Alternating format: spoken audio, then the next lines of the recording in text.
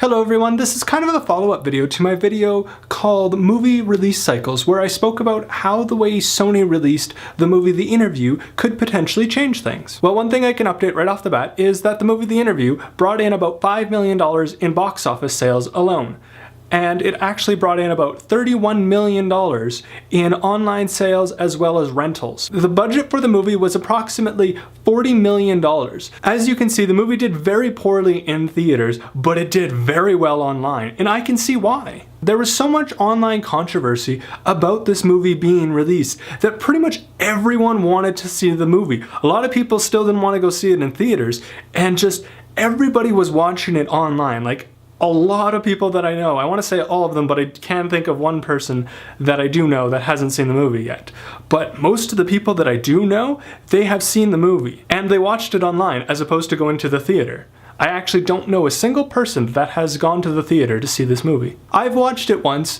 I would call the movie mediocre at best. I don't think I would watch it again. I had a couple of laughs, and it's just meh. I think the movie might have done better if the movie was actually better, and if Sony might have marketed it better, but that's all up for debate. Now, there's this movie called Hits, and it is by David Cross, and it actually stars Michael Cera. And what makes this movie really interesting is that it did really well at Sundance, and David Cross was actually offered a bunch of distribution deals. Well, he didn't like the distribution deals that he was offered, so he decided that he was going to self-release it. The way he's going to release the movie is via BitTorrent bundles, and it's going to be pay what you want, and then you can download the movie and watch it. This is exactly what Tom York from Radiohead did when he released his solo album in 2014. To date, he has made approximately $20 million by releasing it that way. Now back to talking about the film Hits. Many people will say David is stupid for releasing it on a pay-what-you-want model. Side note, it will also be available via iTunes and Google Play and stuff like that, but it won't be pay what you want because those mediums don't support that. I think David is a visionary for releasing it this way because it has the potential to make so much more money than if he would have released it via traditional distribution methods. Actually, right now, he's running a Kickstarter in order to generate some funds so that he can pay to put the movie in theaters.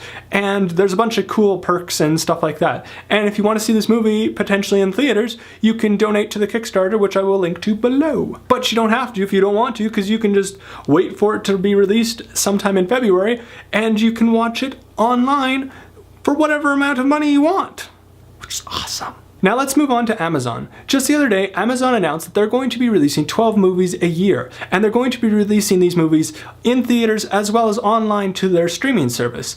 Now, yes, this sounds like just your typical theater to video on demand typical service, but it's not. Here's where it gets awesome. Amazon said that after it releases the movie in theaters, about 4 to 8 weeks later, it will release them online to their streaming service. No more of this 3 to 4 month crap that Hollywood does before you can even watch the movie online. Yes, Hollywood has their excuses for why they do it this way, but Hollywood needs to stop making excuses. As it stands right now, Hollywood needs to adapt to the modern age of media consumption. I don't know if all of this can be linked back to The Interview, but that movie definitely shed some light on how much the way that we are consuming media is changing. But yeah, that's all I wanted to say for this video. In the comments below, let me know your thoughts on this. And that sums up this video. Thank you for watching. I will see you next week. Don't forget to have an epically awesome day. Bye!